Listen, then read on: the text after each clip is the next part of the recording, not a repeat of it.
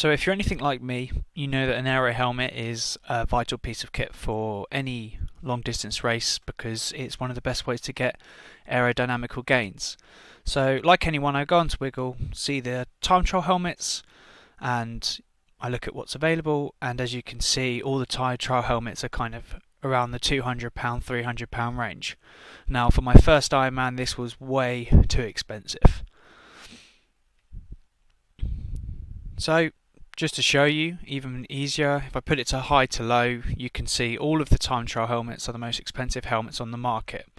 Now, I don't really fancy paying £200, £300 for a helmet, especially as I only wanted it for my first Ironman and I wasn't even sure if I'd like doing that sort of racing. So I got onto Amazon looking for some cheaper deals. Type in TT helmet, see what it comes up with. I wasn't expecting much, but I was expecting maybe some, more less known brands than you would expect on Wiggle.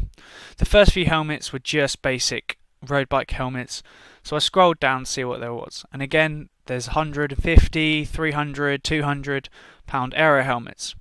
Now the only concern that I had for cheaper helmets was that I don't know them as a brand. So there was one helmet in particular, the CCC Originals G14 AERO series. So I thought I'd check it out.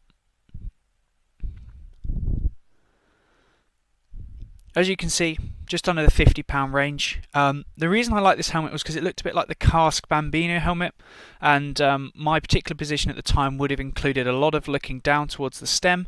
So I picked this helmet because I thought it would be the best option for me, so that I could be able to look down at the stem or be able to get food and not be affected. However, being a cheap helmet, I still wanted to see if there was any reviews. The only reviews that I got to see, however, were just text reviews on forums. A lot of them saying that it was an okay helmet, the ventilation wasn't the best, and also that there was a little bit of flex. But again, all the reviews said that there was solid. It was a solid helmet, but you're kind of getting what you'd expect for the price. So what I thought I would do is I thought I would make my own review for the helmet, being that I've used it at an Ironman race and also at a half Ironman race. So this is the packaging that the helmet comes in. It's a little bit better protected than what I've got it in, but again, I've already used this for racing, so I've already unboxed it. So essentially, what you get is you get a clear visor, and it comes with this protective lining. You get the top shell. You get a side panel. You get another side panel, and you finally get a dark lens and some screws to put it all together. So I guess the beauty with this helmet is that you can adapt it to any situation that you need. It has some screws, which are here, and it simply allows you to take a standard helmet to an aero helmet. You can make it even more aero, or just have it as an aero road helmet. Or you can have the visor, you can take the visor off, you can just have the side panels if that's all you want, and again you can just have then an aero road. Plastic sections, top plastic section and side plastic sections, my first opinion of them, they were very malleable and I was a little bit concerned. However, when you bolt them to the helmet, it becomes very, very secure. You have got all the bolts for the helmet. You have two longer ones. These are the ones that you use to screw into the sunglasses, because when you put the sunglasses on, they go over the top of the two screws at the front. So these are the two screws that you use for the sunglasses, and again they go for the sunglass, and it goes over the top like that. So all you need is a standard Phillips head screwdriver. This is what I've got for the time being. I know, cry me a river. Very, very easy, very, very quick to set up. So I'm going to do that now for you. So this is how it looks with the top section bolted on. Relatively secure. There's a little bit of play, but yes, relatively secure. The only thing that I would probably recommend doing is if you are going to go for this aero approach, definitely electrical tape down the down the seams, because you can see there is a little bit of play with the top film and the body of the helmet, so you are going to need to put some electrical tape along this top section. Moving on to the side panels.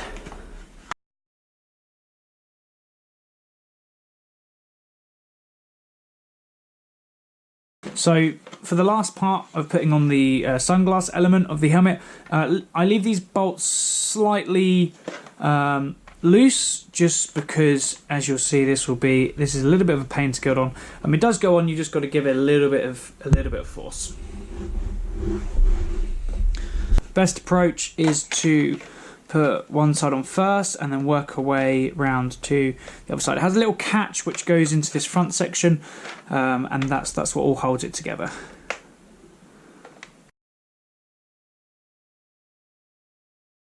And again, leaving this side slightly loose, because now what you've got to do is you've got to try and keep this bit from moving, put the sunglass over and then tighten it into that hole. One way that I find works best is if you pinch this and almost try and pull it over, and then that lines it all up properly.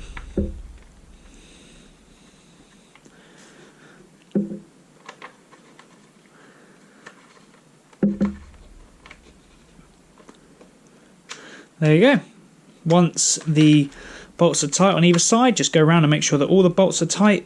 I wouldn't over tighten these two bolts, just because I don't necessarily trust how good the sunglass element will hold up against that sort of tightening.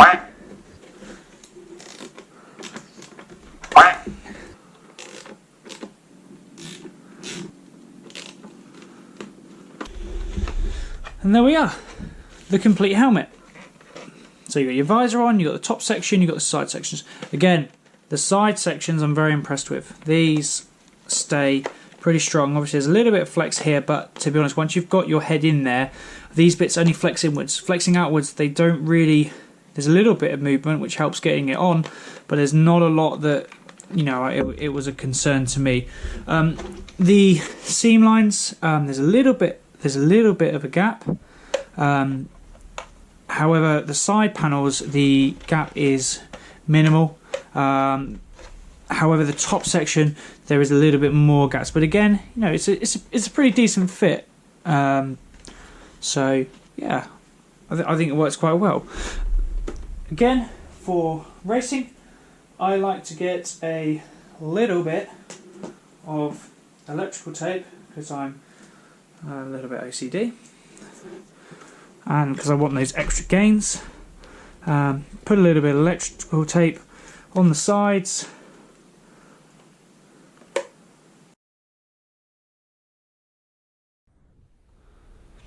So now you have no gap between the side panels and the side of the helmet. But again, it was a snug fit. It's just I want those extra gains if they're there to be made.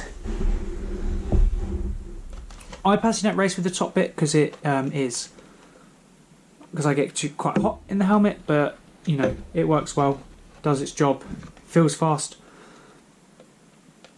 all works really well.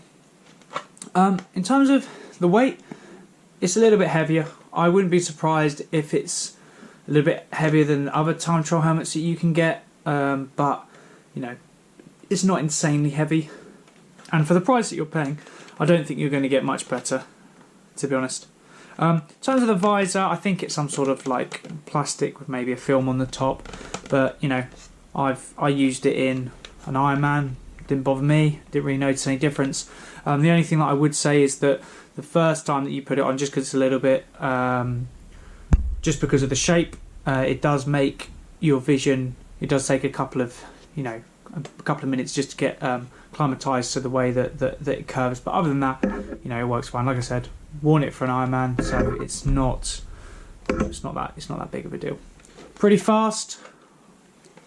Very much going after the style of the Cask. I believe it's the Cask Bambino, or one of the Cask helmets. That's why I wanted it, this particular one, because my position is somewhat, I'll be looking down every now and again, because I tuck my hands in between my arms, and therefore it allows me, if I do need to look down, get some food or whatever, I then don't have this massive pointy tail end section. Very easy to put together, very cheap, very good price, and again, you can adapt it for any situation that you need.